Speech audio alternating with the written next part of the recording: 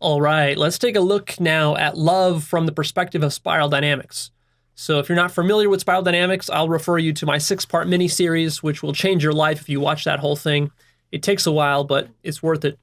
But for those of you who are, let me just point out some interesting things about how you can use spiral dynamics to look at love. So every stage of the spiral, of course, as the ego is developing and evolving, and as the circle of concern is growing, as one is identifying with more and more in one's environment, then love transforms, basically from a very dense solid into a more liquid and then gaseous form. So at stage purple, which is the tribal magic stage, you have tribal forms of love, where people are working in this tight-knit community, and of course they're loving their tribe. But of course these tribes are very well known for warring with other neighboring tribes. One tribe will steal a pig from another tribe, and then they go to war for 20 years over that pig, killing each other, right? And then you got tribal warfare. So this is like old school tribal warfare. This is the tribes that live in the Amazon, still tribes that you can find in Africa like this, right? These tribes, like, they literally have not been outside their little circle in the Amazon. Like, they don't know that there exists a larger world. So of course, their sense of identification is very, very narrow. And all their love goes towards serving their tribe, but they're not able to love universally. Then when that expands and develops a little bit more, then you go into stage red. And stage red is a very sort of twisted, solid form of love, which is very narcissistic.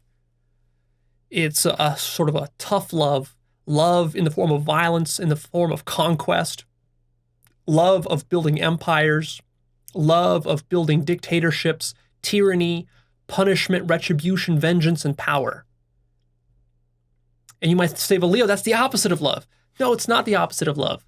It's just a very, very crude form of love, a very gross form of love, very twisted form of love. And then, of course, once the limits of that become obvious, then you evolve to the next level, which is a bit more classically loving, and that's stage blue.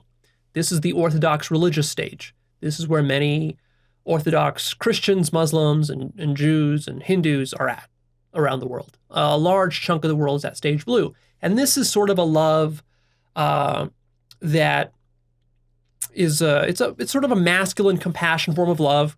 It also has an element of tough love in it, a love for country, a love for one's ethnicity, a love for those who are like you, a love for your community, sacrificing on behalf of your community, which is not just your tribe, but it's actually your entire nation now, your entire civilization. It's really a love for civilization. There's a love to hate evildoers, a love of loyalty, a love of self-sacrifice to defend your civilization, a love of self-denial. You're actually denying yourself in the name of love. A love of law and order, a love of following rules, a love of upholding institutions, a love of idol worship, which is worshiping God in the Orthodox religious sense. All of that is idol worship. Traditional Christians and Muslims and Jews, they're engaged in idol worship. That's what that is. They don't actually know what God is. They've never personally experienced God. They have no idea that the entire universe is God. All of these are foreign concepts. They just have an image of what God is, the bearded man in the sky, the heavenly Father with the pearly gates. And so that's what they worship.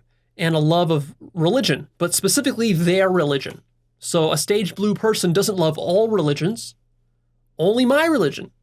And a stage blue person doesn't love all nations, all civilizations, only my civilization, because mine is the best.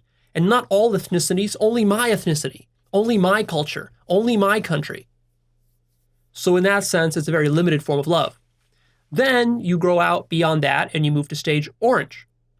And stage orange is a love of rationality, logic, science, IQ, very left-brained, love of analysis, love of materialism, love of liberty and individuality and freedom, love of achievement and success,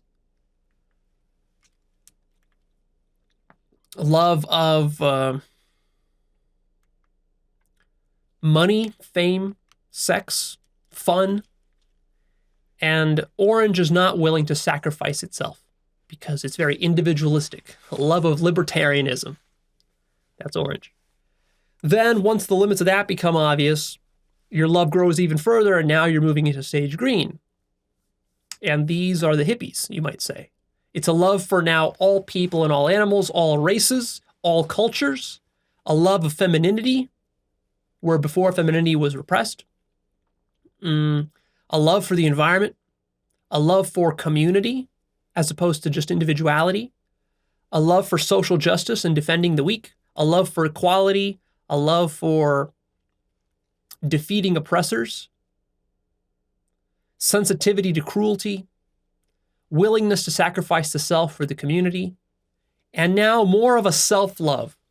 It's more accepting, whereas the other stages were self-denying.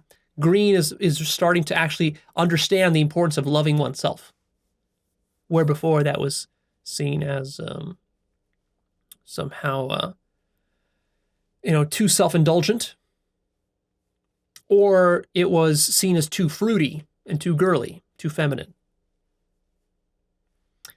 Then you move on beyond that to stage yellow. And stage yellow, the love at stage yellow is a little bit difficult to characterize. It's sort of a love for knowledge, a love for diversity of knowledge, a love for different perspectives, a love for integration, a love for systems thinking, a love for understanding reality, a love for open-mindedness.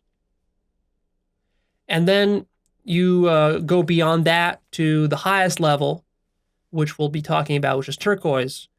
And that's now the really deepest forms of love that I was talking about earlier, the unconditional divine forms of love. At stage turquoise, you really start to tap into divine love, love of all being, love of Gaia, love of the ecosystem, love of the entire universe, love of God, because now you have direct consciousness of what a God is, and you understand that you are God.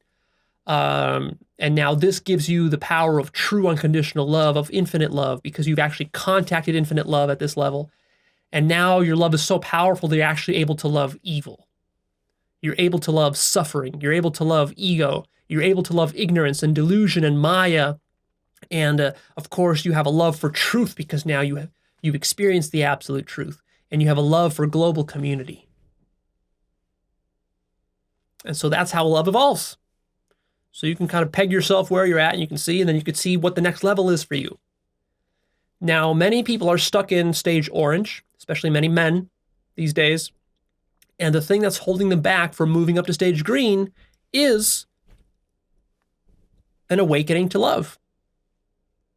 Many stage orange people have not awoken to love. They don't see, Leo, I don't understand what green is about. It seems so weird, those social justice warriors and hippies and all this. It seems like it's a regression. No, because you don't understand. What you're missing is an awakening of love. That's the first awakening. Then there's going to be a second awakening, which is the awakening from yellow to turquoise. That's going to be an even deeper awakening to love. And also an awakening to community. So one of the things that orange people get stuck on is they get this very rigid ideological libertarian stance of individuality. And they think like, oh, it's just me. I got to go out there and conquer the world all by myself. I'm an individual. We shouldn't have any sort of collective action. Community is bad and evil and it's socialism and all this. What you're misunderstanding, though, is that you as an individual are part of a community. Mankind is a community. There is no such thing as individual human beings. You can only exist as a human being as part of a community. And that's what the libertarians and these individualists don't understand. And so to embrace that in a healthy way is a very important move in order to move up from orange to green and then from yellow even deeper into turquoise. And it's at turquoise where you get some really powerful potential for community. You get it at green too, but green communities can still be quite dysfunctional, but it's at turquoise where really human communities start to shine and become remarkable. It's very rare to find examples of it, though. Most people don't understand what a turquoise community looks like.